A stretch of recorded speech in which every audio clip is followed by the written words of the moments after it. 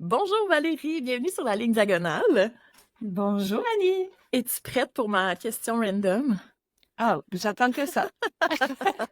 J'aimerais savoir, quand tu étais enfant, est-ce que tu as eu une entreprise étrange? C'est soit, tu sais, étrange, genre vendre de la limonade ou des choses comme ça. T'as-tu une business d'enfant? Ben, mon Dieu, j'en ai eu une qui va pas sonner business d'enfant, mais en OK. fait, j'ai organisé dans le village de mon oncle et ma tante, un petit village en Lozère, en France, une retraite au flambeau en moto. Et OK. Non, ça sonne pas enfant du tout. je Quoi? sais, mais j'étais fascinée par, tu sais, des fois, en été, tu vois, tu sais, des gens qui font des randonnées, puis il y a un petit peu, des fois, des événements comme ça, des retraites de flambeau, je trouvais ça vraiment beau. Et mes frères faisaient de la moto, ils avaient beaucoup de monde, des amis, etc. Puis là, je leur ai soumis l'idée. Et tout le monde a aimé ça. Puis en fait, c'est devenu vraiment gros parce que là, à un moment donné, il y a des gens qui m'ont dit, oh, puis on pourrait pas s'arrêter à tel café pour prendre un café pour partir, puis à tel pizzeria pour arriver. Donc, j'ai rentré plein de commerces là-dedans, puis etc. Et c'est devenu un événement dans le petit village. Non! Oui, Est-ce oui, qu'il puis existe encore à ce jour?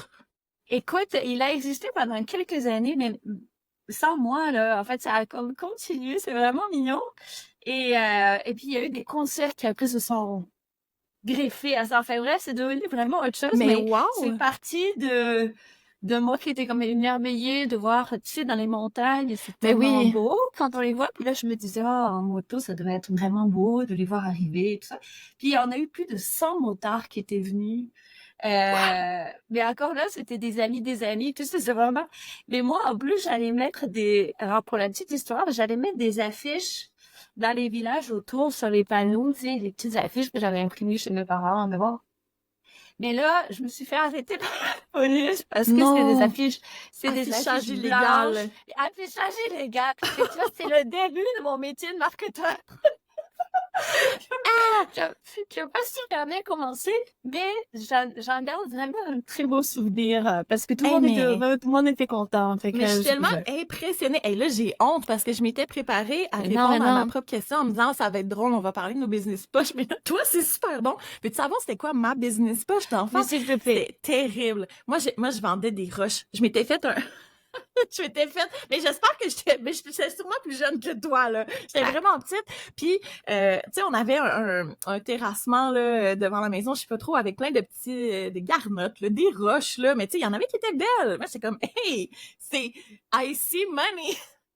Complètement. Fait que là, je m'étais mis une petite table pis tout, puis je vendais des roches. Puis là, il y en a qui étaient 10 sous, 25 sous, pis tout ça. Puis là, tu sais, je vendais des roches. Mais le plus drôle, puis là, c'est là que j'ai honte. C'est tellement drôle. C'était tellement une mentalité d'enfant. Il y en avait, je sais même pas comment ça s'appelle, mais tu sais, il y a des roches que ça brillait un peu. Tu sais, t'avais Ben comme oui, du truc blanc, là, qui brillait un peu. Fait que là, moi, j'étais comme, oh my god, diamond. c'est de l'or. Ah ouais. Fait que là, ceux-là étaient genre 500 $. En tout Mais cas, oui. mais j'ai pas fait fortune, ça a pas te fait longtemps, cette business-là. Non. Ah Non, non, non, mais j'ai même pas eu le temps de m'enregistrer. il y a du potentiel. Là, En tout cas, mais ma mère, un elle m'a laissé potentiel. vendre les roches de son terrassement, là. Il y avait pas de problème. Je suis gênée, là. Mais Mais oui, moi, c'était non! ça. Oui, Mais il mais je faut sais pas, j'avais tellement quel âge. pas. Mais j'étais jeune, tu sais, comme, probablement, j'avais genre 5 ans, là. 5, 6 Mais ans. c'est trop magnifique. Non, non, il faut pas être C'était, gêné. Je trouve ça beau, moi. ouais, C'est j'avais comme ma petite table l'imaginaire. C'est... avec toutes mes roches, puis avec mes petites étiquettes écrites à la main, là. Oh. Ouais, mes Non, voisins je m'ont trouve pas ça. encouragé, ils sont vraiment gentils. Je sais pas s'ils ont relancé la nuit. Tu sais, les roches dans le terrassement sont venus les remettre. Je sais pas. En Ah tout non, cas, mais celle à c'est 500 $, bon. elle s'est pas vendue. Toujours disponible. S'il y en a des auditeurs, auditrices qui sont intéressés, je vous la retrouve. En Moi, tout je cas, pense qu'on part un crowdfunding avec ça. oui, pour partir mon entreprise de roches. Oh, non, mais maintenant, il y a les cristaux. Tu sais, je tenais quelque chose, Oui, j'étais comme une oui. avant-gardiste dans le fond, là. Complètement, Oh complètement. my God. Bref, en tout cas, pour, pour les gens qui ne te connaissent pas, Valérie, tu fais toujours du marketing différemment. Oui. Donc, ça fait plus de 20 ans que tu occupes divers postes de directrice dans le domaine du marketing. Tu as même reçu le prix Personnalité marketing de l'année 2021 par l'Association Marketing Québec pour ton engagement en faveur de la diversité et de l'inclusion.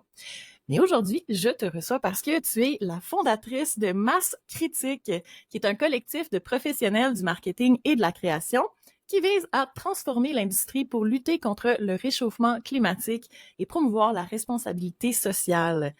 En plus de ça, ce que tu ne chômes pas visiblement, tu es aussi la présidente du groupe Ecomar, qui est une agence de marketing éthique qui accompagne les marques et les entreprises dans leur transition vers un modèle circulaire qui est plus respectueux de l'environnement et plus attractif pour les consommateurs.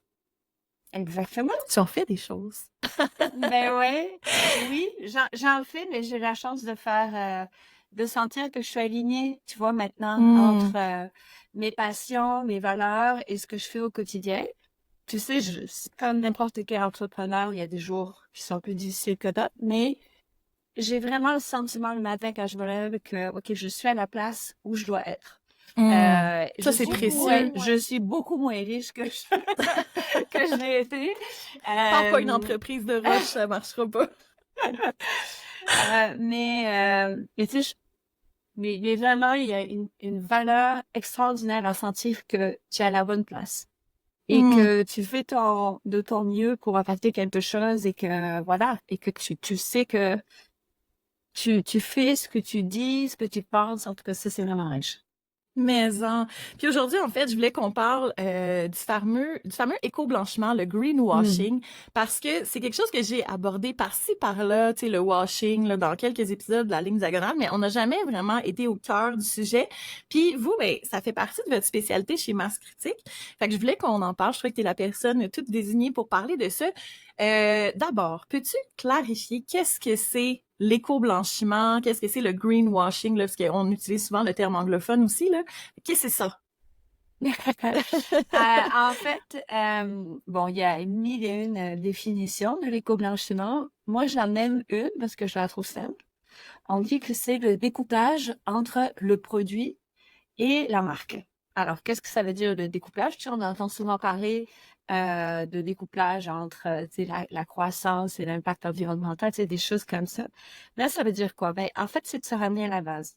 Un produit ou un service, peu importe ce qu'il est, vient d'un processus qui a un impact sur l'environnement et sur la société. Il n'y a pas de produit neutre.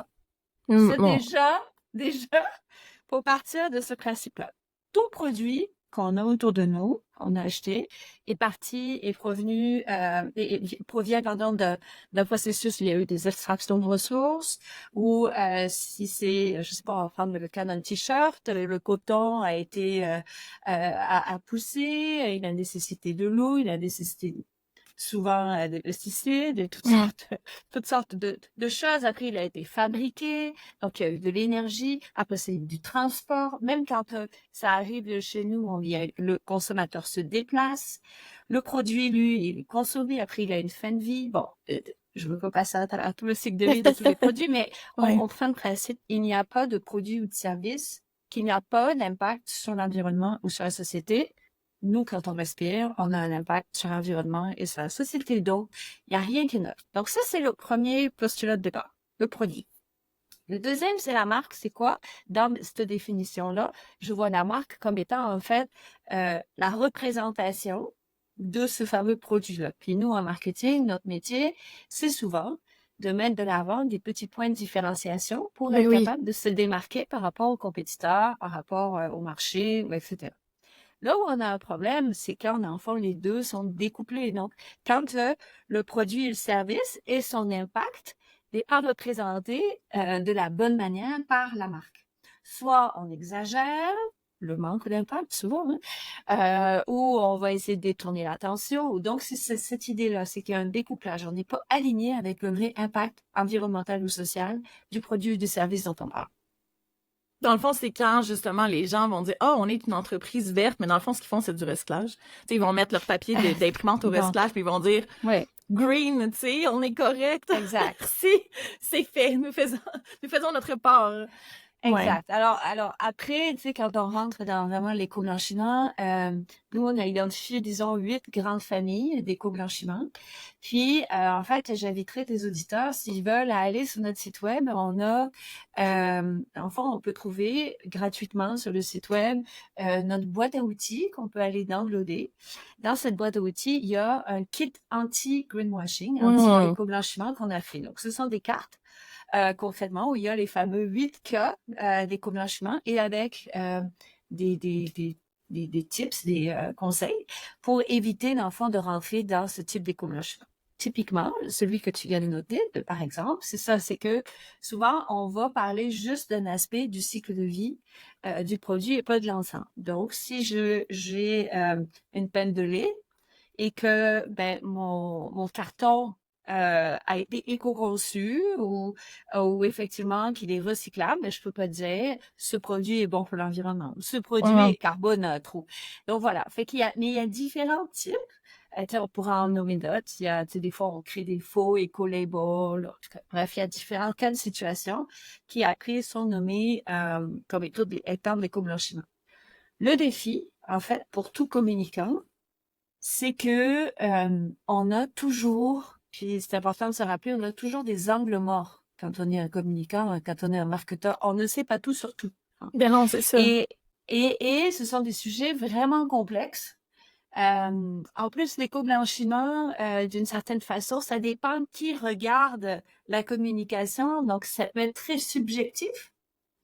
Donc, nous, ce qu'on invite, c'est non seulement à s'éduquer, à se former, parce qu'aujourd'hui, ben, tu sais, on dit qu'on a plus de 1500 messages à tous les citoyens par jour, hein, messages publicitaires.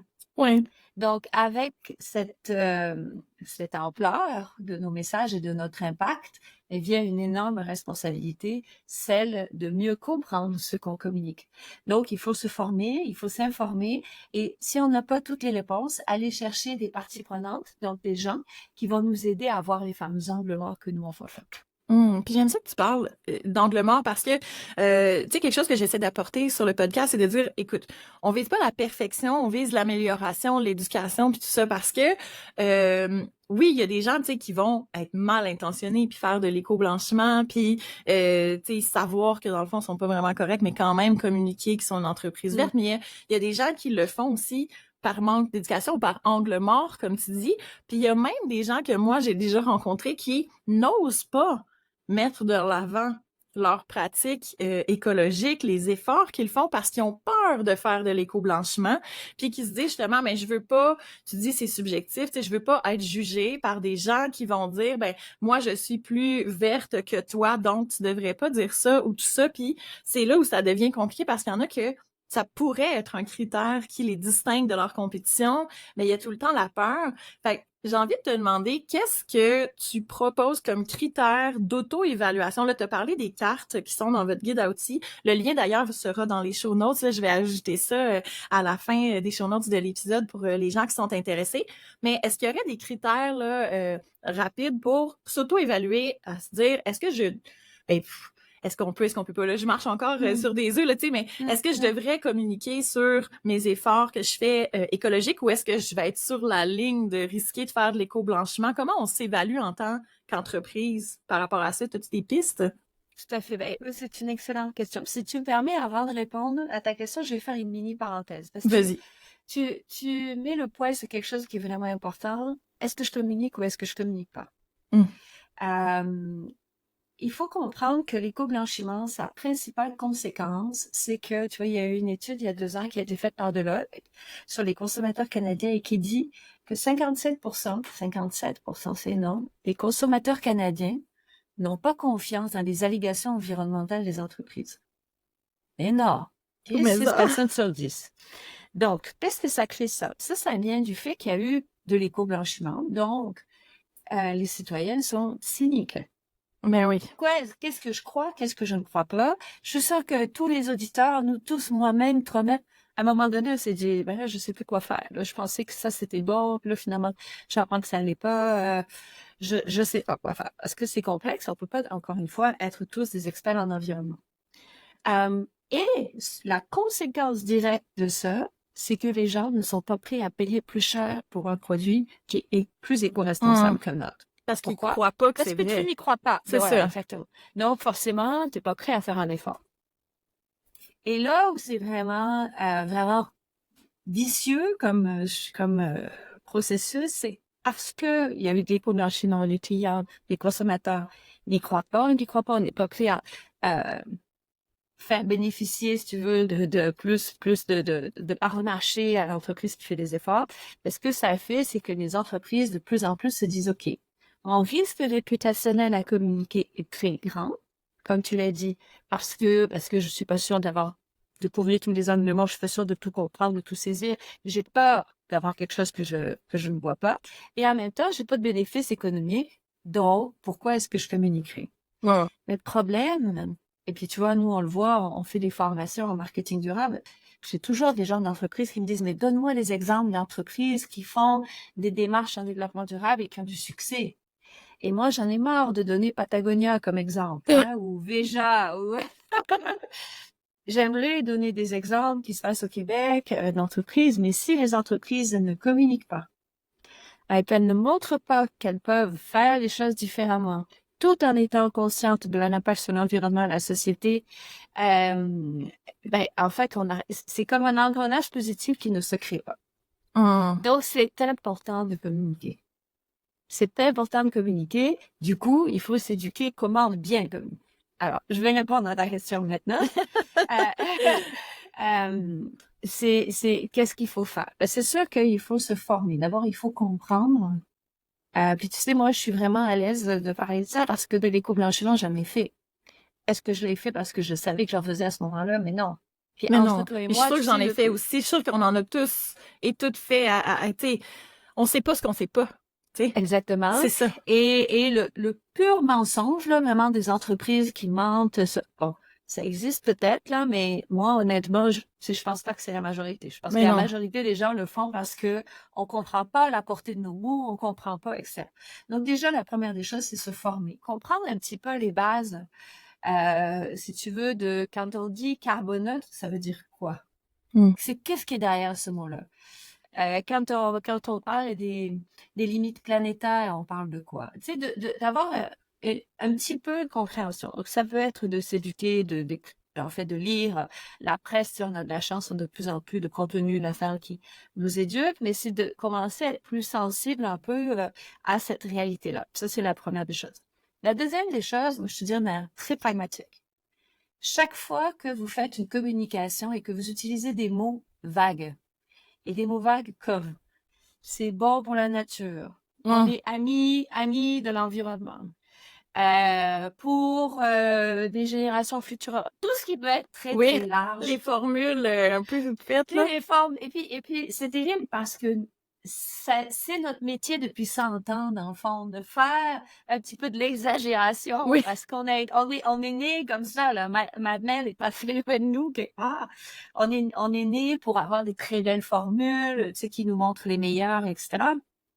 À chaque fois, dans notre réalité en 2024, chaque fois qu'on a des formulations comme ça, qui parlent de la nature, de l'environnement, des animaux, etc., 99,9% de chances qu'on est dans la mauvaise direction. Pourquoi? Parce qu'il n'y a pas une compagnie, un produit qui va sauver l'environnement, qui va, etc., etc. Première des choses. Deuxième, on commence à utiliser des éléments de nature. Donc, si j'avais notre emballage, on met le bord d'une plage, une montagne. À quoi ça sert? Pourquoi je fais ça?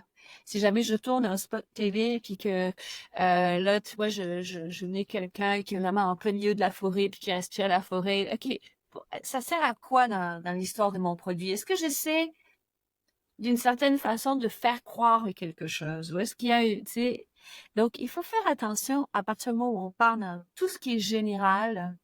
Ça, c'est une chose. Ensuite, je te dirais que le troisième point, et ça, c'est une bonne nouvelle pour tout le monde, c'est que de toute façon, la réglementation au Canada arrive. C'est une question de temps. Donc, je pense que très rapidement, puis on parle pas de 5 ans, là, tu sais, c'est vraiment dans les prochains mois, peut-être années, mais ça va arriver. On va avoir des des guidelines précis. On va savoir qu'est-ce qu'on peut dire et qu'est-ce qu'on peut pas dire. Tu sais, moi, j'ai commencé ma carrière dans le milieu de l'alcool. Tu sais, je travaillais chez Molson Coors, puis dans l'alcool, tu sais exactement ce que tu peux dire, ne pas dire. Je veux dire, la Mhm. législation est très présente, tant pour le tabac que pour la publicité, tu sais, pour les enfants. Nous, on appelle, ça fait déjà longtemps qu'on appelle pour plus de réglementation parce que il faut vraiment des choses concrètes. Il faut qu'on soit capable de savoir quel est notre caractère. Et le dernier point, si vraiment on veut aller plus loin, ben venez nous voir. Oui, ben venez, oui. venez nous voir. Nous, en fait, notre objectif, c'est vraiment de transformer l'industrie. On est vraiment dans un processus d'aide. Donc, il y a souvent des entreprises qui viennent nous voir, qui nous soumettent leur message publicitaire et, dans le fond, on les valide. On va leur donner une note, mettre à l'attention. Ce mot-là, quelle est ta validation? Donc, on va se servir un petit peu pour couvrir ces fameux angles morts. On va poser des questions, on va faire des recommandations et des fois, ça peut aider. Hum. Mais tu parlais de réglementation, puis moi j'ai toujours trouvé ça, puis je suis pas la seule, hein, j'ai toujours trouvé ça bizarre que justement, tu sais, mettons à l'épicerie, tu sais, les aliments bio sont étiquetés bio, mais ça devrait être le contraire. Tu sais, les aliments devraient à la base l'être, puis qu'on devrait étiqueter ceux qui le sont pas, tu sais, pour.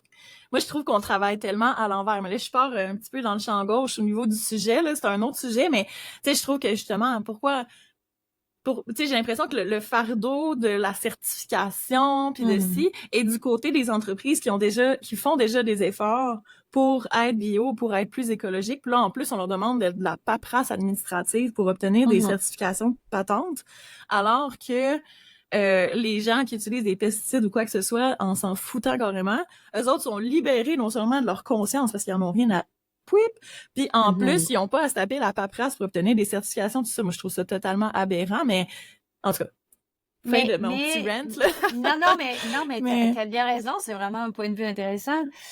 Mais ce qui nous aide dans toute cette transformation-là, c'est que on n'a plus envie de travailler pour des compagnies qui sont nocives pour l'environnement ou pour la société. mhm, Donc, quand tu as des entreprises qui vraiment, tu sais, se prononcent en faveur de valeurs plus éthiques, plus responsables, il y a plus de CV qui arrivent sur la table. Et au bout du compte, quelque entreprise que ce soit, c'est une question d'avoir des bons cerveaux, des bons innovants, des ouais. bons.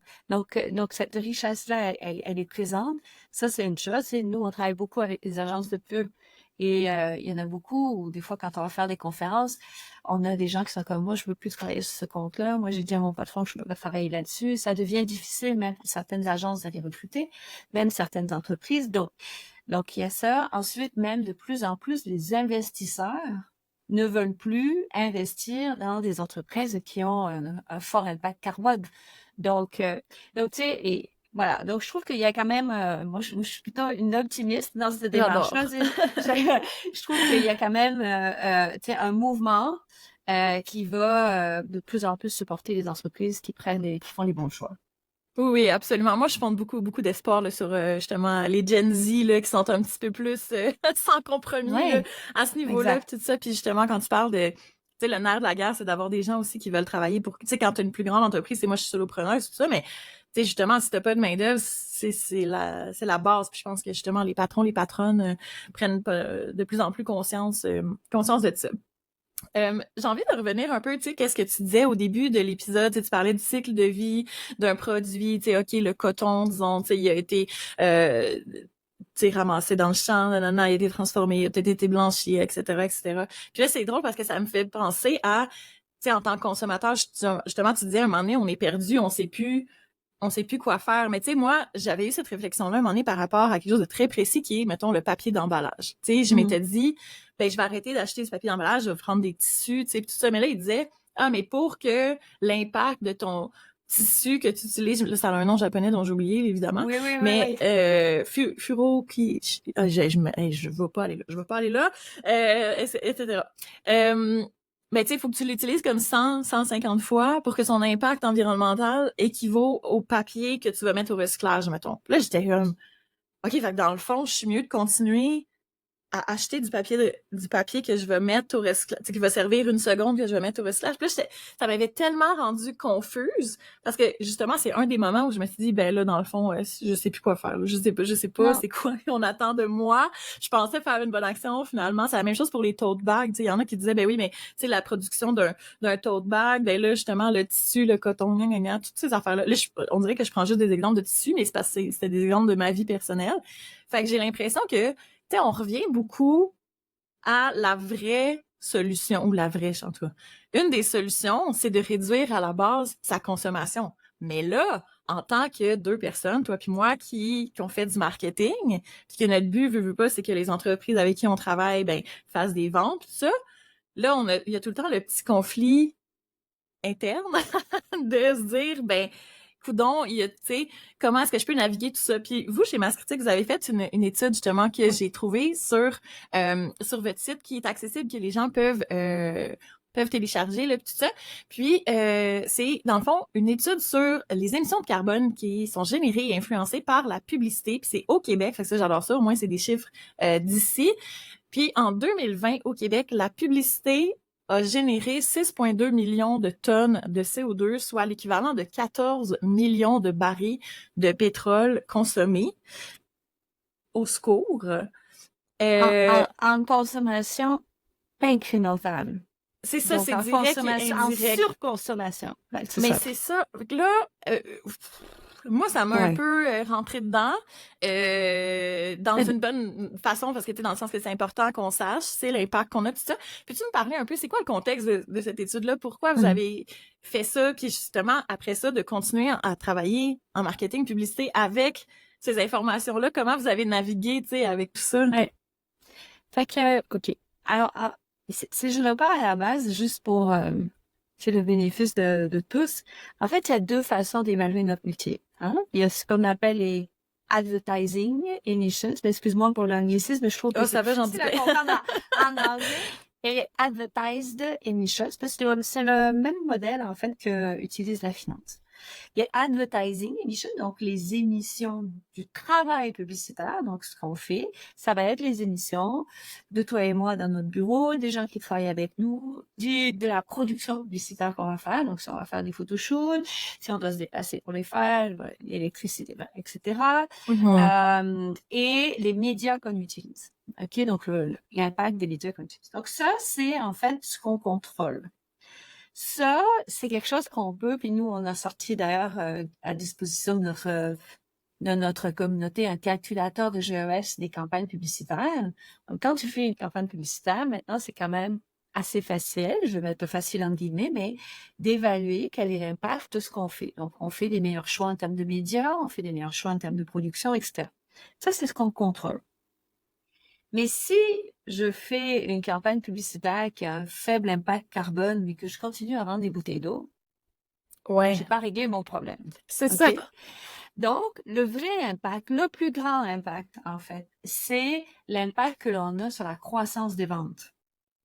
Et quand on a parti Mass Critique, nous, on a été très impressionnés par le travail des Purpose Disruptors, qui est en fait un regroupement de créatifs au UK. Qui ont fait pour la première fois cette étude-là. Ils se sont basés sur, en fait, le modèle de la finance. Et cette étude-là a tellement eu d'impact au UK et en Europe que l'ONU l'a adopté comme un cadre de référence pour évaluer notre métier. Donc, nous, on s'est dit, bon, mais parfait, on va prendre ce même cadre de référence et on va évaluer à quoi ça ressemble au Québec. Et c'est vraiment... Alors, si tu veux, les apprentissages sont multiples, mais principalement, le problème, c'est quoi? D'abord, les industries qui investissent le plus en publicité sont les industries les plus polluantes. Ouais. Premier constat. Donc, on parle évidemment de l'industrie automobile, de l'alimentation, et finalement, les entreprises, si on y pense, mais les entreprises, ce sont peut-être les plus vertueuses pour l'environnement, sont généralement celles qui ont le moins les moyens pour faire de la publicité à grande échelle. Ouais. Donc, excuse-moi, je suis un petit jeune raibord, excuse-moi. Donc, cette étude-là, on a trouvé qu'elle était importante parce que de ne faire que la mesure, si tu veux, du comment on fait nos publicités, c'est pas régler le problème de notre industrie. c'est Parce qu'on peut bien. faire la publicité de n'importe quoi, en fait. Exactement. C'est ça. C'est bien de mieux le faire, mais c'est encore mieux de réfléchir à pourquoi on le fait. Et donc, c'est vraiment ça le cœur de cette étude-là, des émissions d'influence publicitaire. Mais là où je vais te faire encore plus mal, puis je m'excuse à l'avance, Aïe, c'est aïe, que aïe. Je suis prête. ces chiffres-là ont été pris sur les données d'investissement média de 2020, qui était le début de la pandémie. Donc, c'était des chiffres basés sur des investissements médias qui étaient significativement réduits. Cette année, on va faire, dans le fond, la version 2 de cette étude-là, avec les chiffres de 2023 qu'on va d'ailleurs lancer pour le sommet Marketing et Impact Social qu'on fait le 22 octobre.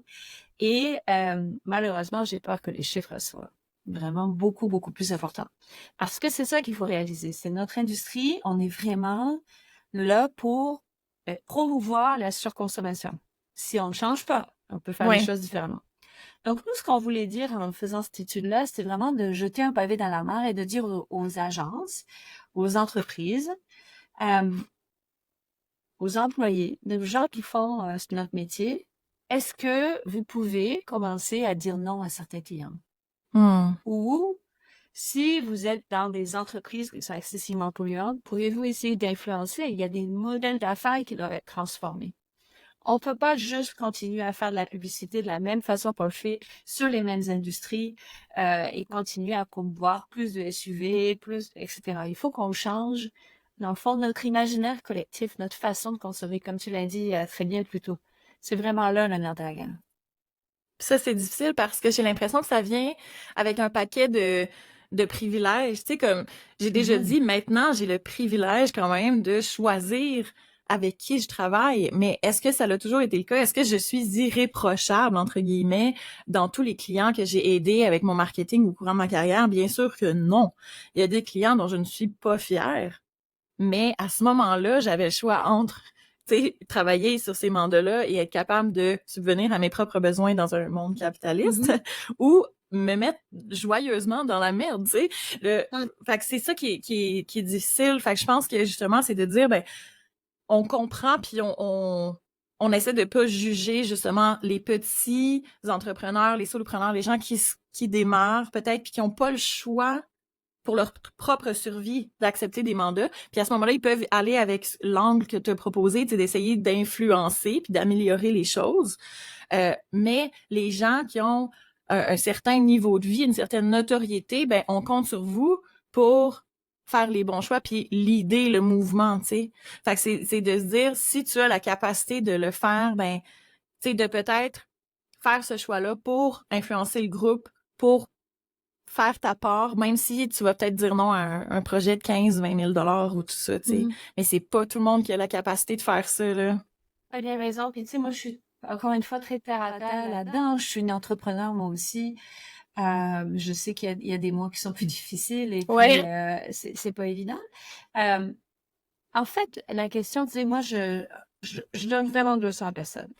Je pense que à partir du moment où tu commences à comprendre, puis c'est vraiment le but tu sais, de tout ce qu'on fait au quotidien, de cette étude-là, quand tu commences à réaliser quel est le problème, puis ce que tu peux faire, ben en fait, tu en sors jamais indemne totalement. À partir du moment où déjà tu comprends l'impact de ce que tu fais, déjà tu rentres dans un certain état d'esprit, et à partir de là, tu peux te donner un objectif en disant, bon, mais moi, à 5 ans, à 10 ans, tu sais, je vais me dire, bon, mais je vais passer... tu vois, il y a même des très grosses entreprises, des très grosses agences. Je vais penser à Futera, qui est comme un exemple extraordinaire au UK, mais même des agences comme République, tu sais, à Montréal, qui font des très bonnes choses. L'enfant, c'est de commencer par être assez vulnérable pour montrer à tout le monde tes résultats. Et dire, bon, mais Futera, par exemple, font la liste de leurs clients par industrie. Et ils disent, bon, mais dans l'industrie automobile ou dans l'industrie aéronautique, voilà, on a le nombre de clients, voilà le chiffre d'affaires que ça nous a. Donc déjà, ils sont dans une démarche, si tu veux, de transparence, d'authenticité. Et puis, ils peuvent dire, bon, mais nous, on a décidé, puis d'ailleurs, je pense que ça a été le cas dans les dernières années, de laisser tomber tes clients, mais c'est un travail stratégique, il faut que tu le remplaces par d'autres. C'est ça, mais oui. Donc, voilà. Donc, je pense que quand que l'intention, tu sais, nous, on parle souvent de l'intentionnalité, c'est ça qui est important. Ouais. On va pas être parfait plus que parfait. De toute façon, la perfection n'existe pas. Mais non. L'important, c'est de se mettre dans une démarche, de comprendre que le statu quo est plus une option et de commencer à te poser la question, bon, est-ce que je peux le prendre, ce mandat-là, ou pas? Est-ce que je dois? Mais c'est sûr que si tu dois, c'est autre chose. Puis, est-ce que dans le futur, je peux peut-être me demander comment aller en chercher ça? Voilà, c'est une intentionnalité. Puis, tu sais, je parle beaucoup des solopreneurs, mais comme tu le dis, tu sais, je pense que c'est comme tout. Je pense que, tu sais, il y a des très grosses entreprises qui peuvent faire des choix qui auront, tu sais, un impact, qui peuvent peut-être se permettre de faire des choix, peut-être plus que le solopreneur. Mais encore là, tu sais, c'est des fois très difficile pour des très grosses entreprises parce qu'ils ont beaucoup d'employés, beaucoup de responsabilités. C'est peut-être plus facile pour un solopreneur. Tu sais, peu importe. Chaque cas est un cas à part. L'important, c'est de se mettre dans une démarche d'attention, de s'ouvrir les yeux, de se former, puis un pas à la fois, on amène un autre, etc. D'être dans une mentalité d'amélioration continue, si on veut. Oui. Mon autre question que j'avais, tu as quand même un petit peu répondu, tu sais, justement, je me demandais si en prenant en compte tout ça, tu sais, est-ce que c'était possible de faire de la publicité, du marketing sans avoir un impact environnemental négatif? Ce que je comprends, c'est ça dépend comment on voit négatif. Tu sais, si on vise le carboneutre, tu sais, avoir aucun impact, non, c'est pas nécessairement possible parce que il va avoir l'énergie que nous on consomme, il va avoir après ça l'énergie que le produit a consommé, le consommateur qui va le chercher, c'est tout ce que tu disais au début de l'épisode. Mm-hmm. Mais justement, est-ce qu'il y a moyen de compenser tout ça, tu sais, la fameuse carboneutralité, là, tu sais, là, Ouais. OK, je rentre-tu là-dedans, les fameux crédits carbone, là, Ouais. le petit truc vraiment, tu sais, est-ce qu'il y a quand même moyen d'atténuer ça avec des crédits, je sais pas si, mais là, je lance Non, le je crédit carbone, mais ça peut comprends peut-être très être bien. autre chose, tu sais, mais... Mais en fait, je vais dire, c'est sûr que la carboneutralité dans ce qu'on fait, ça n'existe pas. Parce que la carboneutralité, tu peux contribuer à une certaine carboneutralité. C'est vrai que, tu sais, pour un produit, pour un service, tu vas vite après tomber dans la compensation, qui est vraiment loin d'être la panacée, on le sait. Moi, je te dirais que dans notre métier, on a un super pouvoir, OK? On est vraiment des créatifs qui avons réussi pendant des dizaines et des dizaines d'années à vendre à peu près tout à peu près n'importe qui. Pourquoi est-ce qu'on n'utilise pas ce super pouvoir créatif au profit d'entreprises qui sont innovantes, qui ont des modèles d'affaires innovants, qui vont nous aider à tous passer à des comportements beaucoup plus bas carbone? Pourquoi est-ce qu'on n'utilise pas ce talent-là pour la société dont on a envie demain? Ouais. Et c'est là, moi, je pense qu'on a le plus d'impact positif. C'est pas en allant compenser, en allant acheter des crédits Non. carbone. Notre impact positif, il est d'utiliser euh, ton génie de la rédaction publicitaire, ton génie, tu sais, le génie créatif des gens avec qui on travaille pour promouvoir des modèles d'affaires plus innovants, des solutions plus vertueuses, etc. Et puis, tu sais, ça peut passer par plein de petites choses. Si dans une publicité pour un dentifrice, prenons cet exemple-là, c'est simple.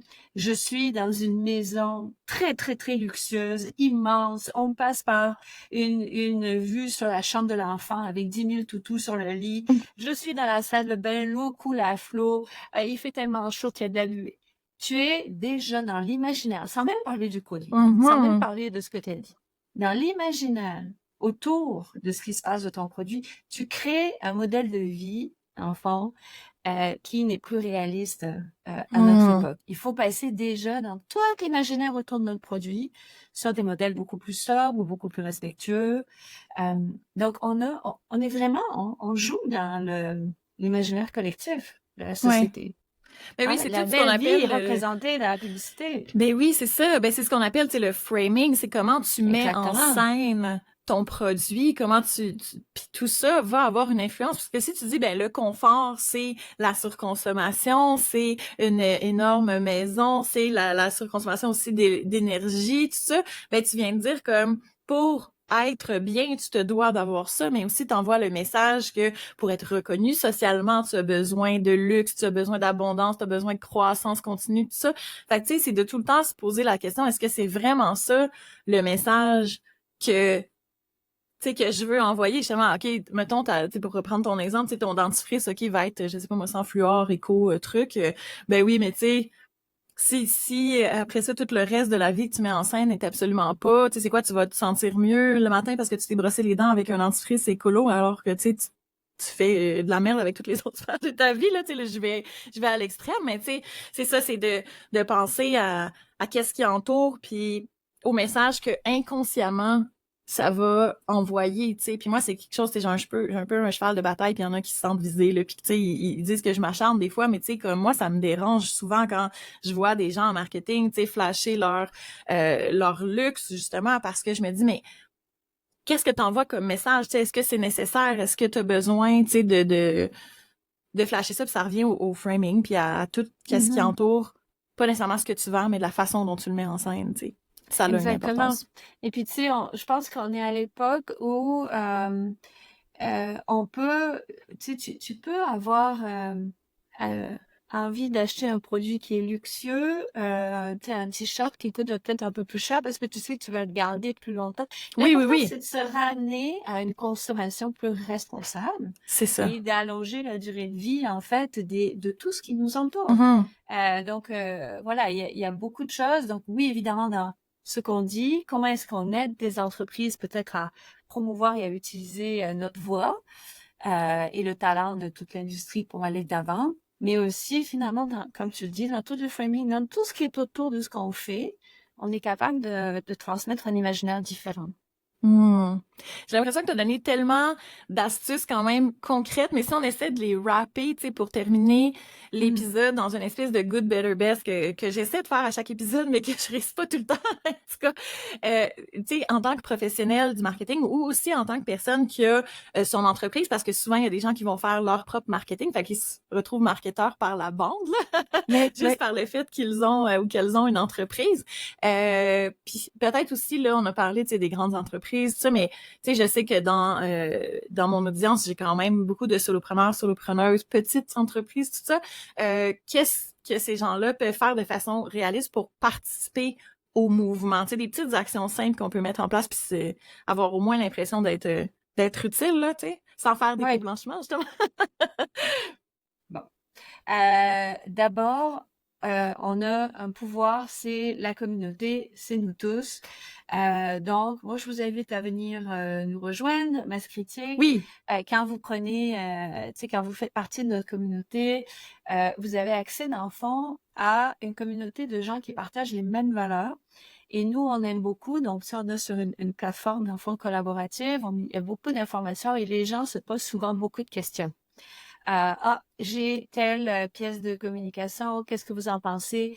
Et dans cette communauté-là, il y a une force extraordinaire où on fait tous le même métier. Et il n'y a pas, parce qu'on fait pas un métier où c'est tout bon ou tout mauvais, on est souvent dans le milieu. Mhm. Et donc, c'est bon d'avoir l'avis de pair. Donc, que vous fassiez partie de la communauté masse critique ou que vous alliez chercher, j'appelle ça un comité de parties prenantes, donc des gens qui vont être à l'extérieur de votre regard à vous, qui vont voir vos angles morts. Parce que, tu sais, on parle des blanchiments, on pourrait parler de pinkwashing, de Ouais, queerwashing, de absolument, ben oui. washing. Il y en a des tonnes. La diversité et l'inclusion, ça a été un sujet dont on a beaucoup entendu parler, à tort et à travers aussi. Mais si toi, tu fais partie, dans le fond, de la majorité et que tu parles d'une minorité, assure-toi de faire lire tes Please. messages par des gens qui sont concernés, qui sont Ouais. impactés par ce que tu vas faire. Donc ça, je pense que c'est une bonne façon déjà, que ce soit la communauté nostalgique ou des gens qui nous entourent, Mhm. à aller chercher des avis autour de nous. Comme, rendez-vous, c'est assez vulnérable et assez transparent pour comprendre que ben on sait pas tout, c'est pas possible.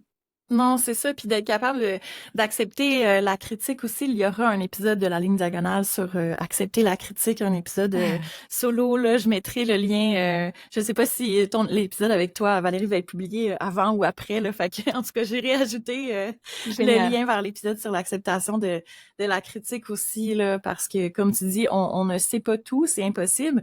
Puis recevoir une critique, ce n'est pas nécessairement une attaque contre notre être ou quelque chose, tu sais, de dire qu'on est une mauvaise personne, mais plus de le voir comme un processus d'amélioration. Puis, Exactement. ben, t'as déjà invité les gens au, rappelle-moi, le sommet de... Donc, c'est le sommet marketing à impact social. En fait, c'est la deuxième année qu'on le fait. On le fait en collaboration avec InfoPresse. L'année dernière, on a eu vraiment, c'était la première fois en Amérique du Nord qu'il y avait ce genre d'événement-là. On a eu déjà un beau succès, donc on le reconduit cette année. On est vraiment contents. On a des très, très beaux invités. Fait que j'invite tout le monde. C'est à Montréal, mais c'est aussi en ligne, donc ça peut rejoindre beaucoup de monde. D'autres choses aussi, on a une formation un parcours de marketing durable qui est vraiment un processus sur 4 semaines, mais c'est fait vraiment en hybride, donc avec des capsules vidéo et des sessions en cohorte. Donc, ça peut être aussi une bonne façon de comprendre mieux comment faire. Et puis, ben, c'est ça, on est un OBNL, donc on essaie toujours d'avoir des prix les plus accessibles possibles et de rejoindre pour que le plus de monde puisse, en fait, être avec nous dans cette grande mission. C'est chouette d'avoir un OBNL qui est dans le domaine du marketing. Félicitations pour cette initiative. C'est facile Merci. souvent de tomber dans dans le modèle traditionnel d'entrepreneuriat. Puis j'apprécie vraiment beaucoup ce que vous faites. Tous les liens, dans le fond, pour vous suivre là, sur les réseaux sociaux, le site web, toutes les choses qu'on a mentionnées et le lien pour s'inscrire au sommet seront dans les show notes de l'épisode. Ça va être au slasheuse.co/podcast sous l'épisode avec Valérie. Merci énormément d'avoir accepté mon invitation et de toutes les informations précieuses que tu as partagées pendant l'épisode. Ça a été un plaisir de te recevoir. Mais merci à toi. Bravo pour ce que tu fais. Bravo. Merci beaucoup et à tout le monde. On se dit à la semaine prochaine. Bye bye. Merci.